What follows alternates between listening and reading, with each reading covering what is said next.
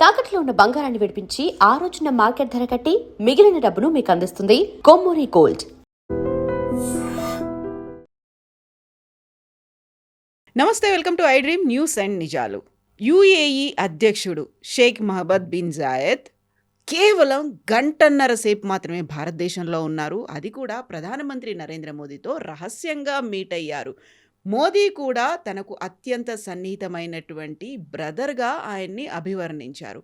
ఎందుకని 7 గంటల జర్నీలో గంటన్నర మాత్రమే మహమ్మద్ బిన్ జాయద్ భారతదేశంలో ఉన్నారు? అది కూడా చాలా సీక్రెట్గా మీటింగ్. ఏం జరిగింది, ఏం చర్చించుకున్నారు? మనతో పాటుగా ఉన్నారు సీనియర్ జర్నలిస్ట్ సురేష్ కొచ్చదిల్ గారు. సార్ నమస్తే.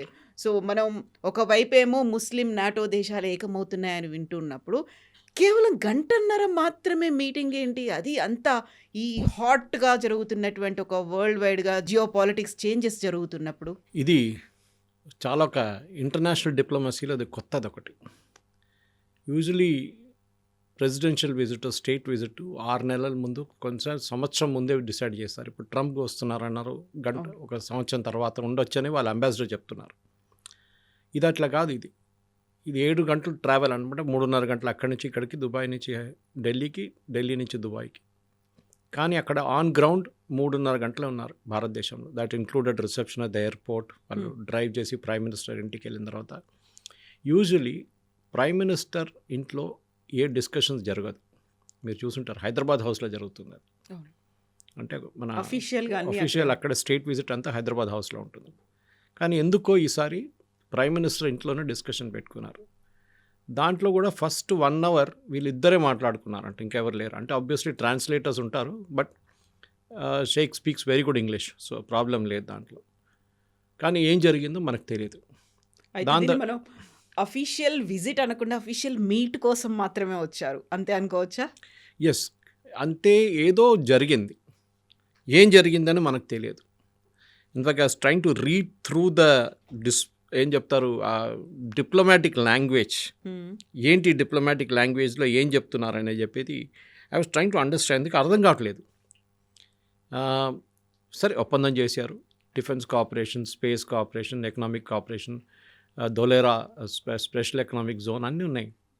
16-17 లెటర్ ఆఫ్ ఇంటెంట్ సైన్ చేశారు. That to language is different, not memorandum of understanding, letter of intent, which is 1 step above memorandum of understanding and 1 step below actual agreement signing. So actual ఒప్పందం చేయలేదు ఇంకా. కానీ ఈ 16 పాయింట్లు discuss చేసి agree చేసినప్పుడు, దాంట్లో సంతకం పెట్టుకున్న డాక్యుమెంట్స్ ఉన్నప్పుడు, అంటే this has already been discuss before. ఇది ముందే 1 నెల ముందు నుంచే మొదలైంది. డిస్కషన్ కూడా జరిగింది. దాంతో వీళ్ళు అక్కడెక్కడ ఎక్స్చేంజ్ చేసుకుని ఉంటారు draft. Then they would agreed, okay, ఈ 16-18 పాయింట్ల మీద మేము సంతకం పెడతాం. ఒక్కొక్క సెక్రటరీ పెడతారు సంతకం వాళ్ళ వైపు నుంచి. ఇక్కడ తోడు క్రౌన్ ప్రిన్స్ కూడా వచ్చారు. Is a foreign minister also. అది కాకుండా డిపి పోర్ట్ ట్రస్ట్, వాళ్ళ మెయిన్ పోర్ట్ ట్రస్ట్, వాళ్ళ ఇన్వెస్ట్మెంట్ ఆర్మ్స్. 4వది వాళ్ళ chief of investment Abu Dhabi investment trust. కానీ మిగతా దాంట్లో if you look at the entire thing, వాళ్ళకి $1.7 trillion వాళ్ళ దగ్గర ఇన్వెస్ట్మెంట్ కెపాసిటీ ఉంది, డబ్బులు పెట్టడానికి. ఇంత పెద్ద డెలిగేషన్ తీసుకొచ్చి 3.5 గంటల సేపు ఉండి సంతకం చేసి వెళ్ళిపోయారంటే ఏదో జరిగింది. They didn't want to stay for a longer time. అది ఏదైనా థ్రెట్ పర్సెప్షనో ఏదుందో తెలియదు మనకి, ఎందుకు జరిగింది అనేది. కానీ కవిత గారు, మీరు అడిగిన ప్రశ్న కరెక్టే. ఇంత అర్జెన్సీ ఏముండే రావడానికి, వచ్చిన తర్వాత కూడా ఇంత జల్దీ ఎందుకు వెళ్ళిపోయారు అని ఒక ప్రశ్న వస్తుంది అనమాట.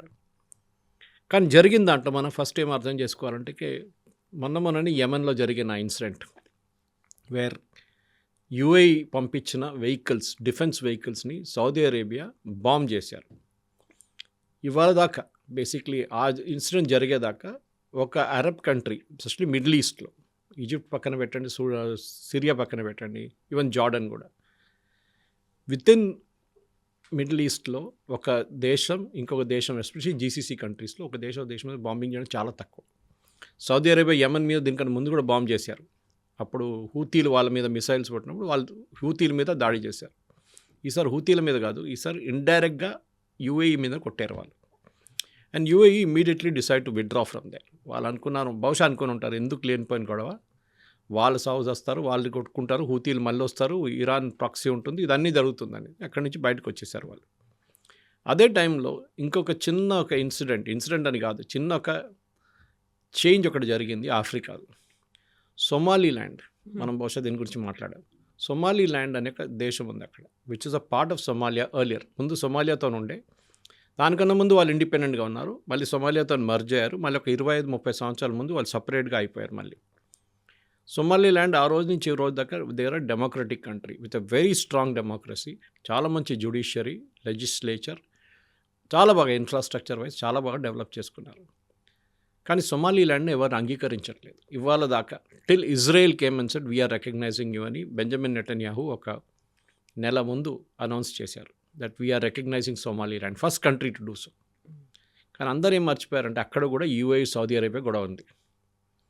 అక్కడ సొమాలియాని సపోర్ట్ చేస్తుంది సౌదీ అరేబియా ఫైనాన్షియల్గా, Islamic country. Even Somaliland is also Islamic country. కానీ ఆలోచించండి, ఇజ్రాయెల్ వాళ్ళని ఫస్ట్ అంగీకరించారు యాజ్ అ డిప్లొమాటిక్ మూవ్. అక్కడ సౌదీ అరేబియా ఉన్నప్పుడు టర్కీ కూడా వచ్చి గేమ్ ఆడడం మొదలుపెట్టారు అక్కడ. ఎందుకంటే జిబూతి పక్కనే ఉంది, ఆఫ్రికాలో ఎంటర్ కావడానికి ఒక access route, even countries like ఇథియోపియాకి అది చాలా పనికొస్తుంది సొమాలీల్యాండ్. ఇప్పుడు అరబ్ నేషన్స్లో యూఏఈ అండ్ సౌదీ అరేబియా, మిగతా అందరూ క్వైట్గా ఉన్నారు. వాళ్ళకి ఎక్కువ ఏం చెప్తారు, పొలిటికల్ అంబిషన్స్ లేవు, జియో పొలిటికల్ అంబిషన్స్ లేవు అని చెప్పొచ్చు, కరెక్ట్ వర్డ్. ఎందుకంటే ఖతార్ చూస్తే ఖతార్ టెర్రరిస్ట్ వాళ్ళని సపోర్ట్ చేస్తారు, terrorist ఆర్గనైజేషన్స్ని, Hamas, Muslim Brotherhood, Islamic జిహాద్, ఐసిస్, వీళ్ళందరి హెడ్ క్వార్టర్స్ ఖతార్లో ఉంది. అది యూఎస్కి తెలుసు. పక్కనే వాళ్ళ అన్నిటికంటే పెద్ద ఎయిర్ ఫోర్స్ బేస్ ఉంది. ఈ out side US is biggest air force base. అది మొన్న కూడా ఒక దాడి జరిగింది, ఇరాన్ వాళ్ళ మీద దాడి చేశారు, ఎక్కువ డ్యామేజ్ ఏం జరగలేదు. ఇప్పుడు కూడా ఉన్న ఈ పరిస్థితుల్లో, ఇరాన్ పరిస్థితి, కొంతమంది అక్కడి నుంచి విత్డ్రా చేసుకున్నారు, వాళ్ళ ఫ్యామిలీ వాళ్ళని విత్డ్రా చేసుకున్నారు. సో యూఏఈకి ఇప్పుడు ప్రాబ్లం ఏంటంటే వాళ్ళకి ఒక స్టడీ నేబర్ ఎవరు లేరు సపోర్ట్ చేయడానికి. వెళ్ళి ఆలోచించండి, సౌదీ అరేబియా పట్టించుకోవట్లేదు, Bahrain is not interested, Oman is not interested, Qatar అసలు వాళ్ళ ప్రాబ్లం వాళ్ళు ఉన్నారు, ఎవరు వీళ్ళని పట్టించుకోవట్లేదు. బట్ మనం యూఏఈ అనగానే they are 7 emirates, separate emirates, Sharjah కానీ అబుదాబి కానీ ఇట్లా 7 ఎమిరేట్స్ ఉన్నారు. దాని క్యాపిటల్ అబుదాబి. వాళ్ళ ఇంటర్నల్ పాలిటిక్స్ సపరేట్ ఉంది. వాళ్ళు నామినేట్ చేసుకుంటారు, ఒక కౌన్సిల్ ఉంది, 7 కూర్చొని నామినేట్ చేస్తారు, ఒకరు ప్రెసిడెంట్గా, ఒకరు ఫారెన్ మినిస్టర్గా, ఒక డిఫెన్స్ మినిస్టర్గా నామినేట్ చేసుకుంటారు వాళ్ళు. సో ఫార్ సో గుడ్, వాళ్ళకి ప్రాబ్లం ఏం లేదు. Dubai is more of a trading out post, మనకు అందరూ తెలిసిందే. నేను కూడా 3 నెలల ముందు చూశాను అక్కడ డెవలప్మెంట్. అప్పుడు వెళ్ళినప్పుడు బతుకమ్మ ఫెస్టివల్ నన్ను ఇన్వైట్ చేశారు అక్కడ, దుబాయ్ నుంచి తెలుగు కమ్యూనిటీ వాళ్ళు. చాలా మటుకు వాళ్ళ development is based on real estate ఉండే ముందు. ఇప్పుడు వాళ్ళు టెక్నాలజీ మీద, ఎడ్యుకేషన్ మీద చాలా ఇన్వెస్ట్మెంట్ వాళ్ళు తెచ్చుకుంటున్నారు. పెద్ద పెద్ద యూనివర్సిటీస్ కానివ్వండి, ఈవెన్ ఐఐటి ఆఫ్ క్యాంపస్ అక్కడ ఉంది ఒకటి, అట్లాంటి పెద్ద వరల్డ్ కెలాగ్ కానివ్వండి, కొలంబియా, అట్లాంటి యూనివర్సిటీస్ని వాళ్ళు తీసుకొచ్చి, ఈవెన్ షార్జాలో కూడా. ఇట్లాంటి మార్పుల్లో జరుగుతున్నప్పుడు యూఏఈని ఇప్పుడు ఎవరు కాపాడుకుంటారు? రేపు ఒక ప్రాబ్లం వస్తే ఎవరు హెల్ప్ చేస్తారు? అదొక క్వశ్చన్ ఉంది. రేపు ఫర్ ఎగ్జాంపుల్ షార్జా మీద దాడి చేశారు ఎవరో, లేకుంటే అబుదాబి మీద దాడి చేశారు, రెబెల్స్ ఉండొచ్చు, ఎవరైనా ఉండొచ్చు, ఎవరు వెళ్ళి హెల్ప్ చేస్తారు? వాళ్ళు ఎవరు ఆయుధాలు ఇస్తారు వాళ్ళకి? ఇదొక పెద్ద ప్రాబ్లం. సౌదీ అరేబియా యూఎస్ నుంచి అన్ని ఆయుధాలు తెచ్చుకుంటారు వాళ్ళు. F-35 100 ఆర్డర్ చేశారు, ఎందుకు అర్థం కావట్లేదు. ఎందుకంటే వాళ్ళకి 10 ఉంటే కూడా సరిపోతుంది. ఎవరి మీద బాంబింగ్ చేస్తారు? మ్యాక్సిమం యమన్ మీద చేస్తారు, ఇప్పుడు మనం చేసినట్లని. అది కాకుండా వాళ్ళకి ఎందుకు మిసైల్? వాళ్ళు ఎవరి మీద మిసైల్స్ ఫైర్ చేస్తారు? ఎవరు లేరు. కానీ యూఎస్ని హ్యాపీగా పెట్టుకోవాలి కదా, సో వాళ్ళ దగ్గర నుంచి కొనుక్కుంటారు. ఒక 20-30 సంవత్సరాలు అయిన తర్వాత దాన్ని డిస్కార్డ్ చేసేస్తారు, దివాళీ పటాకాల్లాగా ఎక్కడో కాల్ చేసి ఖతం చేసి ఫినిష్ చేసేస్తారు. ఈ పరిస్థితుల్లోనే యూఏఈ భారతదేశం దగ్గరకు వచ్చారు. ఎందుకంటే అఫినిటీగా మనకి అక్కడ ఉన్న population one of the highest population మన వాళ్ళే, 45 లక్షల మంది ఉన్నాం మనకు Indians, all the 7 Emirates put together. ఇప్పుడు యూఏఈ ప్రెసిడెంట్ రావడం, వాళ్ళ డెలిగేషన్ రావడంలో చాలా మట్టుకు defence cooperation seems to be the main thing. దానికి రీజన్స్ ఉన్నాయి కదా, నేను కొంచెం ఎక్స్ప్లెయిన్ చేస్తాను. ఎందుకంటే మనం అర్థం చేసుకోవాల్సింది, మన దగ్గర ఉన్న ఆయుధాలు మనం వాళ్ళకి అమ్మొచ్చు. So the first thing, letter of ఇంటెంట్లో strategic defence cooperation partnership, strategic defence partnership అని రాస్తాను. సో అటువైపు సౌదీ అరేబియా, పాకిస్తాన్ ఒప్పందం చేసుకున్నారు. మీరు చెప్పినట్లు ఒక గల్ఫ్ నేటో కౌన్సిల్, టర్కీ కూడా యాడ్ కాలేదు. టర్కీ ఇంకా వస్తున్నారు, అడిగారంట మేము కూడా కావాలంటే. కానీ Saudi Arabia is very wary of Turkey. ఎందుకంటే Saudi Arabia is the custodian of Mecca and Madina, 2 of the holiest sites ఇస్లాంలో. వాళ్ళు అనుకుంటారు మేమే ఇస్లాంని కాపాడుకోవాలి, మేమే ఇస్లామిక్ రాజులు, ఇంకెవరు కాదు. వెరస్ టర్కీ సేయింగ్ మేము ఒరిజినల్ క్యాలిఫేట్, మేమే ఇస్లామిక్ కంట్రీస్ని లీడ్ చేయాలి, మేము లీడర్స్. సో వాళ్ళ దగ్గర ఉన్న టెక్నాలజీ సౌదీ అరేబియా దగ్గర లేదు. At the same time Pakistan ఏమంటున్నారంటే ఈ అగ్రిమెంట్ యాక్చువల్లీ కొత్త అగ్రిమెంట్ కాదు, చాలామంది దాంట్లో ఒక మిస్కన్సెప్షన్ ఉంది, ఇది ఒక పాత అగ్రిమెంట్ యాక్చువల్లీ. ఆల్మోస్ట్ 2017లోనే ఈ కైండ్ ఆఫ్ ఉంది, డిస్కషన్ వాళ్ళు ఉంది, కానీ ఇప్పుడు దాకా ఏం చేయలేదు. మొన్న పాకిస్తాన్ మీద మనం దాడి చేసాం కదా, అప్పుడు సౌదీ అరేబియా వచ్చారా? రాలేదు, ఎవరు రారు కూడా. ఏ రోజు కూడా Saudi Arabia will not come to protect Pakistan, అది చాలా క్లియర్. అది కావాలంటే యూఎస్ చూసుకుంటారు, మొన్న చేసినట్లనే వాళ్ళు సీజ్ ఫైర్ తీసుకొచ్చి ఖతం చేసేస్తారు, ఫినిష్ చేసేస్తారు, అక్కడే ఏది జరిగినా యుద్ధం అక్కడ. సో డిఫెన్స్ పార్ట్నర్షిప్లో చాలా మటుకు strategic and heighten geopolitical churn in West Asia. Language, ministry of external affairs language నేను చదువుతాను, అండ్ పర్షియన్ గల్ఫ్. ఈ రీజన్లో మొత్తం జరుగుతున్న ఒక పెద్ద ఒక ఏం చెప్తారు ఒక పొలిటికల్ టర్న్ తీసుకుంటుంది. ఇప్పుడు దాకా చాలా పీస్ఫుల్గా ఉన్న ఏరియాని సడన్గా సౌదీ అరేబియా యూఏఈ టెన్షన్లో మీరు మా వైపు ఉన్నారా, మీరు వాళ్ళ వైపు ఉన్నారా అని చెప్పి ఒక డిఫరెన్స్ వచ్చేస్తుంది అనమాట. ఈ ఇంటెంట్లోనే మనకు చాలా మటుకు అర్థం చేసుకోవాల్సిందంటే ఒకటో రెండో మేజర్ చేంజెస్ నేను దాని గురించి చెప్తాను కవిత గారు. డిఫెన్స్లో ఒకటి, మన వైపు నుంచి ఉన్న ప్రొడక్షన్ని మనం యూఏఈకి అమ్మబోతున్నాం. అది ఏదైనా ఉండొచ్చు, మిసైల్స్ ఉండొచ్చు, డ్రోన్స్ ఉండొచ్చు, ఏదైనా.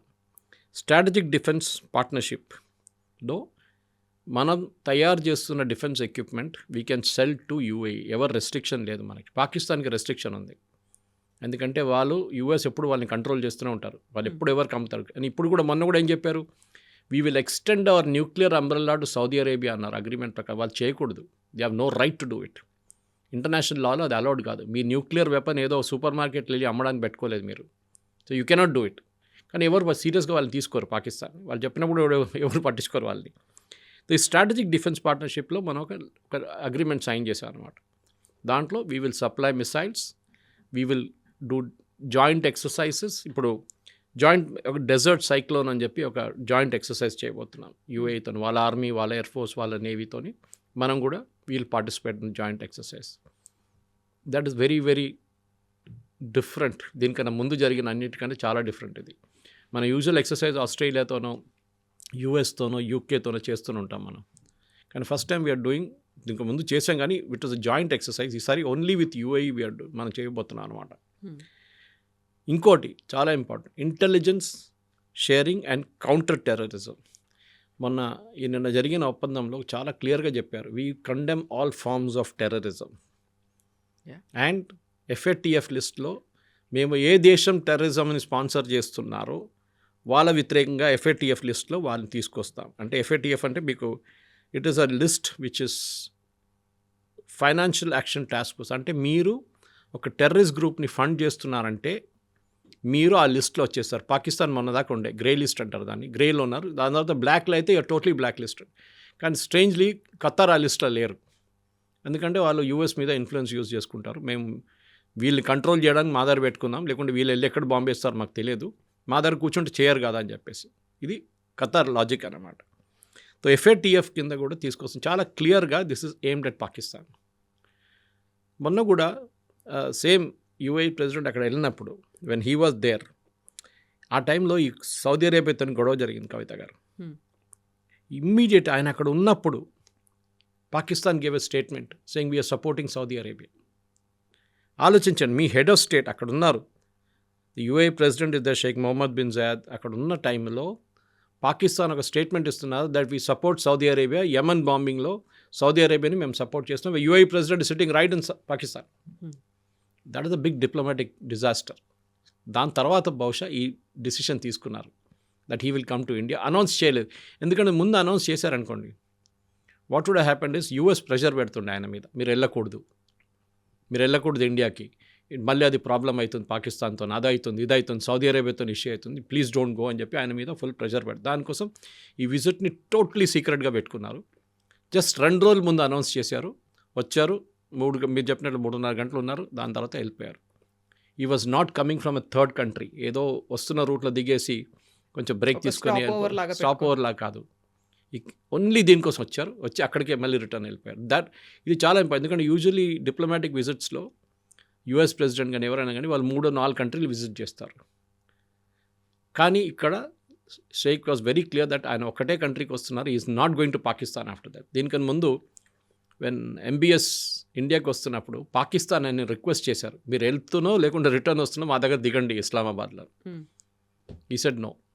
ఆయన వెళ్ళారు, తర్వాత ఒక 15 రోజుల తర్వాత పాకిస్తాన్కి వచ్చారు. సో UAEలో కూడా ఇప్పుడు చూడండి మీరు, పాకిస్తానీ సిటిజన్స్కి వీసాస్ ఇవ్వట్లేదు. బంగ్లాదేశ్, పాకిస్తాన్ చాలా నేషన్స్కి వీసా ఇవ్వట్లేదు. In fact today they made more changes వాళ్ళ వీసా రూల్స్లో. అక్కడున్న ఇమిగ్రేషన్ రూల్స్లో చాలా మటుకు మార్పులు తీసుకొచ్చారు టెక్నాలజీ వైస్. ఇవాళ మనం కూడా, నేను వెళ్ళినప్పుడు కూడా మనం యూజువలీ మన ఇమిగ్రేషన్ వాళ్ళు స్టాంప్ కొడతారు. Saudi Arabia is remove that, sorry UAE is remove that. వాళ్ళు మన ఫేస్ స్కాన్ చేసుకుంటారు and once you're scanned on that, మీరు ఎప్పుడు వచ్చి ఎప్పుడు వెళ్తుకొని మిమ్మల్ని అక్కడ that camera will register you. Return వచ్చినా కూడా స్టాంప్ కొట్టలేదు, this no stamp on that. మనం ఇంకా ఆ స్టేట్కి రాలేదమ్మా మనం. సో ఆ చేంజెస్ వాళ్ళు తీసుకొస్తున్నారు. They are seeing terrorism as a threat. దానికోసమే వాళ్ళు పాకిస్తాన్, బంగ్లాదేశ్ ఇట్లాంటి దేశాల నుంచి వచ్చిన వాళ్ళకి వీసా ఇప్పుడు ఇవ్వట్లేదు. ఉన్న వాళ్ళు ఉన్నారు కానీ కొత్త వాళ్ళకి ఇవ్వట్లేదు అక్కడ. సో ఈ డిఫెన్స్, ఈ LOI సైన్ చేసిన letter of intent is very very important. బహుశా మన దగ్గర ఉన్న మిసైల్ కేపబిలిటీస్ మనం వాళ్ళకి అమ్మొచ్చు, including Brahmos. We can sell it to UAE. ఇది కాకుండా నెక్స్ట్ ఒకటి స్ట్రాటజిక్ డిఫెన్స్ పార్ట్నర్షిప్లో industrial collaboration, defence industrial collaboration. మన దగ్గర ఉన్న DRDO, BDL, HAL, మన దగ్గర ఉన్న ఆర్డినెన్స్ ఫ్యాక్టరీస్, ఇక్కడ ప్రొడ్యూస్ చేస్తున్న ఎక్విప్మెంట్ని వాళ్ళు పెట్టుబడి పెడతారో చూడాల్సింది. పెట్టుబడి పెడితే then we can actually make more equipment. దాన్ని మనం అమ్మచ్చు UAEకి, వాళ్ళకి అమ్మచ్చు అనమాట. ఇది చాలా ఇంపార్టెంట్. ఎందుకంటే సౌదీ అరేబియా, పాకిస్తాన్ డీల్లో కూడా ఈ మాట అన్నారు వాళ్ళు, దాన్ని మేము జాయింట్గా ప్రొడ్యూస్ చేస్తామని చెప్పి. పాకిస్తాన్ స్టేట్మెంట్ ఇచ్చేసి సౌదీ అరేబియా చేయలేదు. Pakistan made the statement. ఎందుకంటే టర్కీ, మీరు అటు చెప్పారు చూడు, టర్కీ, ఇక్కడ టర్కీ రోల్ వస్తుంది.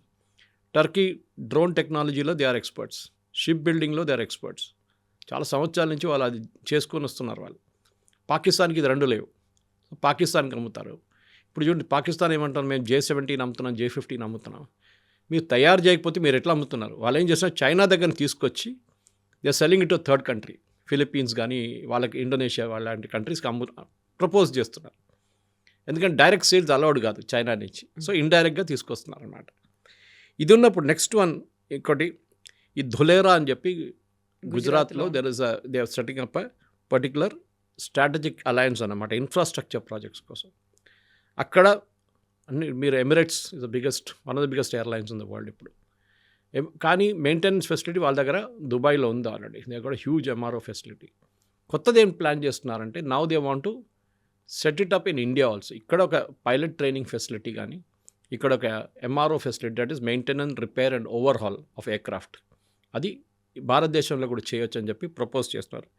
అదే కాకుండా ఎనర్జీ, ఇప్పుడు మనం ఇప్పుడు ఈ అగ్రిమెంట్, ఈ ఒప్పందం ప్రకారం 0.5 మిలియన్ మెట్రిక్ టన్స్ LNG మనం వాళ్ళ దగ్గర నుంచి ఇంపోర్ట్ చేయబోతుంది. They don't have much of oil, వాళ్ళ దగ్గర LNG ఉంది.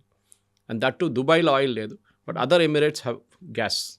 మనం ఇప్పుడు కూడా అన్నిటికంటే పెద్ద ఎక్స్పోర్ట్ వీఆర్ ఫ్రమ్ ఖతర్ నుంచి. Qatar is a biggest producer of it.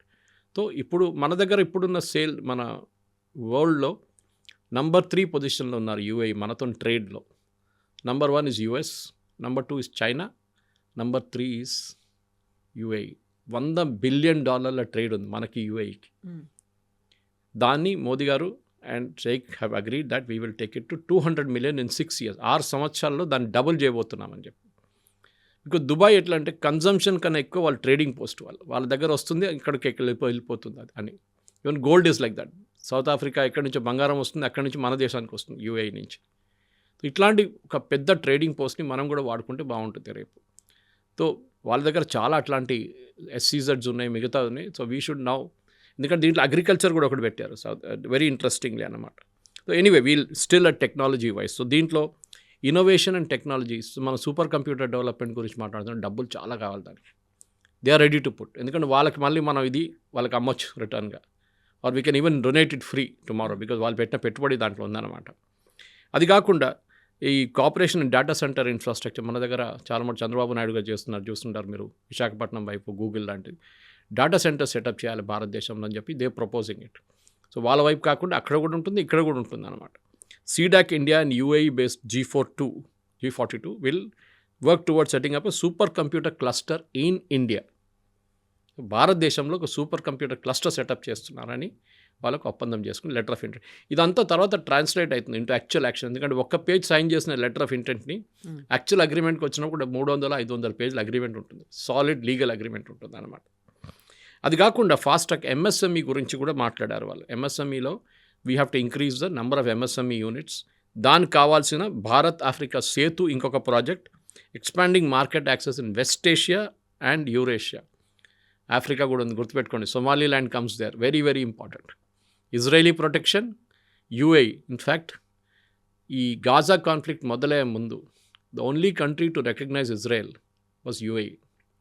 వాళ్ళు అబ్రహాం అకార్డ్ అని ఒక అకార్డ్ ఉంది, యూఎస్ ప్రపోజ్ చేసి ఇజ్రాయెల్ అప్రూవ్ చేసింది. దాంట్లో ఇజ్రాయెల్ని అంగీకరించాలి మీరు ఫస్ట్.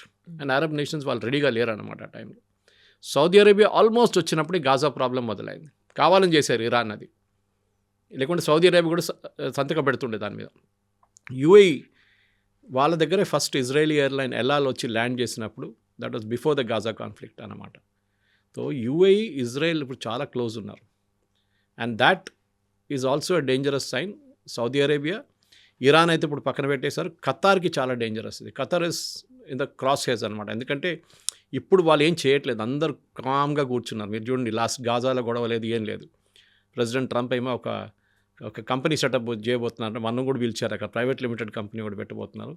బోర్డ్ ఆఫ్ పీస్ అని చెప్పి ఈజ్ ఇన్వైటెడ్. భారతదేశాన్ని కూడా, పాకిస్తాన్ కూడా ఇన్వైట్ చేశారు. దాంట్లో మనం $1 బిలియన్ పెట్టాలట పెట్టుబడి దాంట్లో, రీకన్స్ట్రక్షన్ ఆఫ్ గాజా దానికోసం. Anyway that's a separate subject.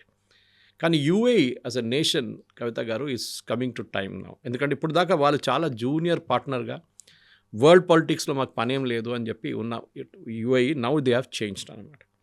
ఇది కాకుండా నేను చెప్పాను చూడండి, ఈ ధోలేరా రీజన్ తర్వాత పోర్ట్స్, దాంట్లో డీపీ పోర్ట్స్ని తీసుకొచ్చారు, which is one of the biggest port companies in the world, which is Dubai port. వాళ్ళు ఆల్రెడీ సింగపూర్లో, క్లాంగ్ మలేషియాలో చాలా ప్లేస్, ఈవెన్ కొలంబోలో వాళ్ళ పోర్ట్స్ ఉన్నాయి. భారతదేశంలో ఒరిజినల్లీ మన కొచ్చిన్ దగ్గర ఉన్న పోర్ట్ ఒకటి ఉండే, అక్కడ కూడా వాళ్ళు పెట్టుబడి ఉండే. కానీ ఇప్పుడు అది ఉందో లేదో నాకు ఎగ్జాక్ట్లీ గుర్తులేదు. And they have invested in India also one time. దాని తర్వాత విഴിഞ്ഞం వచ్చింది ట్రివాండ్రం దగ్గర. ఇది కాకుండా sovereign wealth funds participation. Saudi Arabia దగ్గర డబ్బులు మస్తున్నాయి, యూఏఈ దగ్గర డబ్బులు మస్తున్నాయి, ఖతార్ దగ్గర ఉంది. So UAE wants to invest it somewhere. ఎందుకంటే ఈ ఆయిల్ ఎప్పుడు ఉండదు, 30, 40, 50 సంవత్సరాల తర్వాత అది ఆయిల్ విల్ గెట్ ఓవర్. అప్పుడు ఏం చేస్తారు? వెనిజువేలా దగ్గర ఆయిల్ ఉంటుంది, వాళ్ళు ఇంకా ఒక 50, 60, 70, ఈవెన్ 100 సంవత్సరాలు నడిపించుకోవచ్చు వాళ్ళు. కానీ వీళ్ళ ఆయిల్ అయిపోతుంది. దానికోసం చూడండి, సౌదీ అరేబియా ఇన్వెస్ట్మెంట్ చేస్తున్నారు. They are moved away from oil to technology. ఇప్పుడు టెక్నాలజీ కంపెనీస్ని పిలుస్తున్నాం, మా దగ్గర రండి, మేము పెట్టుబడి పెడతాం, మీరు టెక్నాలజీ తీసుకురండి, మీ మ్యాన్ పవర్ తీసుకురండి, మేము మొత్తం డెమోక్రటైజ్ చేసేసాం, ఉమెన్ని డ్రైవింగ్ అలౌ చేస్తున్నాం, మేము లిక్కర్ చేస్తున్నాం, మేము మాకు ప్రాబ్లమే లేదు, మీరు రండి సౌదీ అరేబియాకి అని పిలుస్తున్నాం. Same thing with UAE also. వాళ్ళు కూడా పెట్టుబడి కావాలని చెప్పి పిలుస్తున్నారు అనమాట. ఇది కాకుండా స్పేస్ కోఆపరేషన్ అండ్ ఇన్ఫ్రాస్ట్రక్చర్, మన శ్రీహరికోట లాగానే సౌదీ అరేబియా, సో యూఏఈలో ఎక్కడో ఒక చోట్ల డిసైడ్ చేయలేదు, లెటర్ ఆఫ్ ఇంటెంట్లో క్లియర్గా ఉండదు, కానీ తర్వాత అగ్రిమెంట్లో క్లారిటీ వచ్చేస్తుంది. వాళ్ళకొక శ్రీహరికోట లాంటి ఒక place they want to set up. ఎందుకంటే మనం శ్రీహరికోటని ఒట్టి సెటప్ చేయలేమట్లేదు. శాటిలైట్ లాంచ్ చేసేటప్పుడు దాని లాటిట్యూడ్ లాంజిట్యూడ్ పెట్టి ఒక పర్టికులర్ ప్లేస్ చూస్ చేయాల్సి వస్తుంది. దానికోసం శ్రీహరికోట చూస్ చేశారు. లేకుంటే ఎక్కడైనా పెట్టుకోవచ్చు కదా, మనం విశాఖపట్నంలో కూడా పెట్టుకోవచ్చు. కానీ that satellite gets a normal trajectory, దానికి ఒక పుష్ వచ్చేస్తుంది ఆటోమేటిక్గా latitude లాంజిట్యూడ్. So that will also happen. ISRO and వాళ్ళ ఆర్గనైజేషన్ యూఎస్ఏ కలిసి కొత్త శాటిలైట్లు తయారు చేయబోతున్నారు, దాంట్లో పెట్టుబడి ఉంటుంది. అది కాకుండా కమర్షియలైజేషన్ ఆఫ్ స్పేస్ టెక్నాలజీస్, మనకు కొత్త ఏమైనా డబ్బులు పెట్టాలి, దాన్ని శాటిలైట్స్ తీసుకొచ్చి మిగతా దేశాల నుంచి లాంచ్ చేయడానికి మన కెపాసిటీ ఉంటుంది. ఫ్యూచర్ మిషన్, మనం మార్స్ మిషన్ ప్లాన్ చేస్తున్నాం, మూన్ మిషన్, దీంట్లో అంతా వాళ్ళు కూడా యూఏఈ కూడా పెట్టుబడి పెడతారు, జాయింట్ వెంచర్స్ చేసుకుంటా అంటారు. ఇది కాకుండా ఏఐ, ఆర్టిఫిషియల్ ఇంటెలిజెన్స్ కానివ్వండి, ఫిన్టెక్ కానివ్వండి, రిన్యూవబుల్ ఎనర్జీలో కూడా వీళ్ళు UAE set they will put money. ఆలోచించి ఇదంతా ఈ 3.5 గంట సేపట్లో మొత్తం సంతకం పెట్టేస్తారు, అంటే డిసిషన్ ముందే తీసుకున్నారనమాట. It's not surprising. ఒక ఇంటెంట్ ఇన్ని రకాలు మాట్లాడుకోవాలంటే గ్రూప్ ఆఫ్ పీపుల్ ఉంటారు, డిఫరెంట్ సెగ్మెంట్స్లో వాళ్ళు మాట్లాడుకోవాలి, మీటింగ్స్ అనేవి చాలా ఎక్కువ పెట్టుకుంటారు. మినిమం ఒక 2-3 డేస్ స్టే ఉంటే తప్ప కానటువంటివి ఇవన్నీ కూడా అంత హడావిడిగా, అంత తొందరగా, ఒక ఎమర్జెన్సీ అన్నట్టు. ఇప్పుడు అర్జెన్సీ ఉంది, ఇప్పుడు కాకపోతే మళ్ళీ జరగదు అన్న అంత తొందరలో ఎందుకని చేయాల్సి వచ్చింది? That's mystery. నాకు కూడా ఇప్పుడు కూడా దానికి ఒక రెడీమేడ్ ఆన్సర్ లేదు దానికి. బహుశా they are feeling some threat. ఎందుకంటే మనకు ప్రాబ్లం లేదు, ఇట్స్ యూఏఈ కావాల్సింది. వాళ్ళు వచ్చారు ఇక్కడికి, మోదీ గారు అక్కడికి వెళ్ళలేదు. ఎగ్జాక్ట్లీ. బట్ భారతదేశాన్ని, అందులో మోదీని నమ్ముతున్నారు వాళ్ళు. ఎందుకని? వాళ్ళకి తెలిసిపోయింది ఇప్పుడు. సౌదీ అరేబియా వాళ్ళ మీద బాంబింగ్ చేసినప్పుడు వాళ్ళకి తెలిసిపోయింది ముస్లిం బ్రదర్హుడ్ అనేది ఏం లేదు. ఎవరి పని వాళ్ళు చూసుకుంటున్నారు. Each nation is taking care of it's interest. So మనం కూడా చూసుకోవాలి. భారతదేశం కలిస్తే ప్రాబ్లం ఏముంది? ఆఫ్టర్ ఆల్ ఇండోనేషియా తర్వాత world second largest population of Muslim మన దేశంలో ఉంది. పాకిస్తాన్ కాదు, సౌదీ అరేబియా కాదు, యూఏఈ కాదు, బహ్రెయిన్ కాదు, ఖతర్ కాదు, వీఆర్ దర్. సో మనతో ఎందుకు పార్ట్నర్షిప్ చేయకూడదు? ఇంకోటి చాలా ఇంపార్టెంట్ కవిత గారు, నేను మిస్ అయిపోయాను ఆ పాయింట్. డీడాలరైజేషన్ నడుస్తుంది ఒకటి. అవును. మొన్న నేను యూఏఈకి వెళ్ళినప్పుడు 3 నెలల ముందు అక్కడ జీపే యూజ్ చేశాను నేను 1-2 చోట్ల. అఫ్కోర్స్ ఎక్స్చేంజ్ రేట్ వాళ్ళు అడ్జస్ట్ చేసుకుంటారు, కానీ you can use it. Even అక్కడ జ్యువెలరీ షాప్లో గోల్డ్ సూక్లో వెళ్ళినప్పుడు కూడా వాళ్ళు చెప్పారు you can use GPay if you want అని. ఫోన్పే ఏదైనా వాడచ్చు అక్కడ, బికాజ్ యూపీఐ పనిచేస్తుంది. మనం సింగపూర్లో కూడా ఎక్స్టెండ్ చేసాం దాన్ని, మాల్డీవ్స్లో నడుస్తుంది. Lot of countries we are selling that. దీంతో ఏమవుతుందంటే చిన్న రెవల్యూషన్ నడుస్తుంది. ఏ పనికైనా ఆయిల్ కొన్నా కానీ మిగతా దానికి అన్నిటికీ డాలర్ యూజ్ చేయాల్సి వచ్చింది. దేనికన్నా ముందు ఇప్పుడు మీరు ఈవెన్ గల్ఫ్కి వెళ్తే మీరు డాలర్ తీసి డాలర్ని ఎక్స్చేంజ్ చేసుకుంటారు. ఇప్పుడు అది లేదు. మీరు యూపీఐ తీసుకొచ్చినప్పుడు మీరు ఏ డాలర్ తీసుకెళ్ళక్కర్లేదు. ఒక మినిమం అమౌంట్ మీ దగ్గర పెట్టుకుంటారు, మిగతా అంతా మీరు యూపీఐ మీద పని నడిపించుకుంటారు. ఇప్పుడు UAE wants to extend that. దాంతో ఏమైపోతుందంటే వాళ్ళ కరెన్సీ రియాల్ కానీ దిరమ్స్ కానీ ఆ ఏరియాలో ఏ కరెన్సీ ఉన్నా కానీ we will use that currency దిరమ్స్ని యూజ్ చేసి మనం రూపీ వాళ్ళ లోకల్ కరెన్సీలో వాడుకుంటాం. ఇన్ఫ్యాక్ట్ 1976 దాకా కవిత గారు the currency of UAE and Kuwait and all was Indian rupee. మన రూపీ ఒఫిషియల్ కరెన్సీ ఉండే వాళ్ళది. తర్వాతనే కదా 71లోనే వాళ్ళకి ఇండిపెండెన్స్ వచ్చింది. అప్పుడు దాకా వాళ్ళకి బ్రిటిష్ ప్రొటెక్టరేట్ ఉండే యూఏఈ. దాని తర్వాత ఎమిరేట్స్ అందరు కలిసి మేము ఒక కంట్రీ ఫామ్ చేస్తాం అవుతుందని చెప్పి యూఏఈ అని పేరు పెట్టుకున్నారు. తర్వాత అది ఒక పెద్ద హిస్టరీ ఉంది దానికి. కానీ మెయిన్గా ఏంటంటే ఇప్పుడు అమెరికాకి థ్రెట్ ఎక్కడి నుంచి వస్తుందని మీరు అడిగిన ప్రశ్నకి the biggest threat is going to come from this. మనం ఇరాన్తో ట్రేడ్ చేసుకున్నాం, ఆయిల్లో రూపీ వాడుకున్నాం, దాని తర్వాత బియ్యం అమ్మాం వాళ్ళకి. రష్యాతో రూబుల్స్లో చేసుకుంటున్నాం, చైనాతో యుఎన్లో చేసుకుంటున్నాం. డాలర్ వాడట్లేదు ఎక్కడ. అండ్ యూఎస్కి అన్నిటికంటే పెద్ద థ్రెట్ అది. ఎందుకంటే వాళ్ళ డాలర్ వాడకపోతే డాలర్ వీక్ అయిపోతుంది రేపు. డాలర్ స్ట్రాంగ్ అయిపోతే కూడా వాళ్ళకి ప్రాబ్లం అవుతుంది రేపు. ఇది రెండు వైపులో వాళ్ళకి దెబ్బతింటుంది వాళ్ళు. సో దానికని చేసిన వాళ్ళు మన బ్రిక్స్లో సౌత్ ఆఫ్రికన్ ప్రెసిడెంట్ ప్రపోజ్ చేశారు, మేము కరెన్సీ స్టార్ట్ చేయబోతున్నాం అని చెప్పి. లైక్ యూరోపియన్ యూనియన్ యూరో పెట్టినట్ల మేము కూడా. Immediately Trump reacted.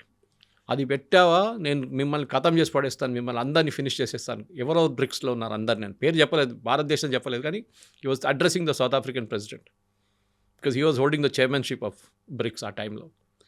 అది ఆలోచించారు. ఈ డాలర్ని మీరు తీసేస్తే ఆయిల్ ట్రేడ్లో ఆల్రెడీ చాలా దేశాలు వాళ్ళు మాట్లాడుకుని అమ్ముకుంటున్నారు. మనం రూపీస్ ఇస్తున్నాం, వాళ్ళు దిరమ్స్ ఇస్తున్నాం, ఏదైనా పేమెంట్ నడుస్తుంది. డాలర్ని పక్కన తీసేస్తే అది యూఎస్కి చాలా పెద్ద థ్రెట్. సో దీంట్లో కూడా ఒప్పందం చేశారు ఇప్పుడు, that we will encourage use of Indian rupee, Indian payment system like UPI and వాళ్ళ కరెన్సీ. సో వాళ్ళ సిటిజన్స్ ఇక్కడ వచ్చినప్పుడు అదే ప్రాసెస్ ఇక్కడ వాడుకోవచ్చు, మన అక్కడ మనం వాడుకుంటాం. మన వాళ్ళు అక్కడ ఎక్కువ వెళ్తారు because Dubai is almost like a tourist place today. ఇప్పుడు టూరిస్ట్ ప్లేస్గా మారిపోయింది అది కంప్లీట్గా. ఇట్లాంటి పరిస్థితుల్లో ఇప్పుడున్న ఈ అగ్రిమెంట్ ఇంకా చాలా డీటెయిల్స్ బయటికి రావాల్సింది.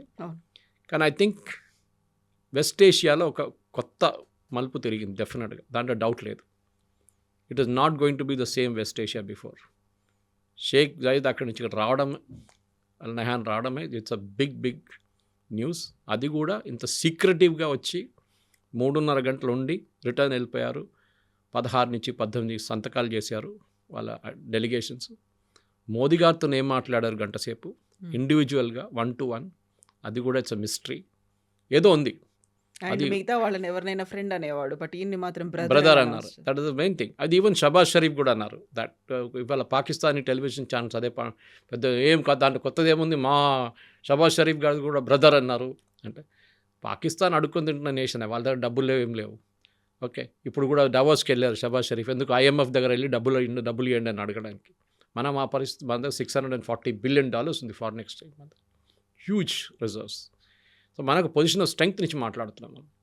దానికోసం ఆ స్ట్రెంగ్త్ నుంచి ఉన్నప్పుడు నా అంచనా ప్రకారం, నా అనాలిసిస్ ప్రకారం I think defence is going to be the main thing Kavitha. ఎందుకంటే యూఏఈ దగ్గర ఆ కెపాసిటీ లేదు.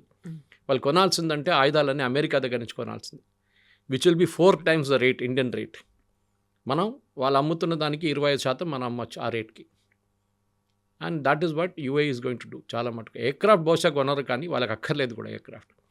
కానీ మిగతా దానికి మిసైల్స్ కానీ ఆ టెక్నాలజీ కానీ ఇప్పుడు వాళ్ళు సౌదీ అరేబియా వాళ్ళ మీద బాంబింగ్ చేసినప్పుడు వాళ్ళు డిఫెండ్ చేయలేకపోయారు వాళ్ళు, because they didn't have the technology. అప్పుడు తెలిసింది వాళ్ళకి that we need to have the technology. భారతదేశం ఎట్లా పాకిస్తాన్ ఎట్లా కొట్టారో సింధూర్లో, మనం కూడా అట్లా చేయొచ్చా, అట్లా ఆయుధాలు తయారు చేసుకోవచ్చా. ఆకాష్ కానీ మనం రష్యా దగ్గర నుంచి తీసుకున్న S-400 మనం ఇప్పుడు దాన్ని తయారు చేయబోతున్నాం.